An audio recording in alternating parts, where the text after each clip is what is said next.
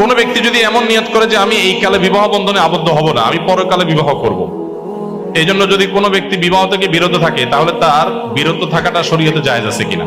বিয়ে করা ইসলামে ফরজ না ওয়াজিব না সুন্নাত?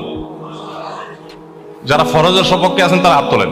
বাহ, বেশিরভাগ আবিয়াতের হাত তুলছে দেখা যায়, হাত নামান। দেখুন, বিবাহ এটা সব সময় ফরজ না, সব সময় ওয়াজিব না, সব সময় সুন্নত না। সাধারণ সময়ে বিবাহ করা সুন্নাত।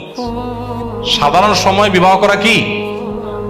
সাধারণ এবং স্বাভাবিক সময় বলতে যে ব্যক্তি বিবাহ না করলে যে পাপে লিপ্ত হবে এরকমও না, আবার বিবাহ করার সামর্থ্য তার আছে, সামর্থ্য আছে, আবার না করলে যখন সমস্যা হবে তার সেরকমও না। এরকম লেভেল পয়েন্টে থাকলে তার জন্য বিবাহ করাটা উত্তম, ভালো, সওয়াবের কাজ, সুন্নাত। না করলে সে সুন্নাত তরক করলো, অনুত্তম কাজ করলো। আর যদি কারোর বিবাহের সামর্থ্য থাকে কিন্তু না করলে সে নিজের চরিত্র রক্ষা করতে পারবে না,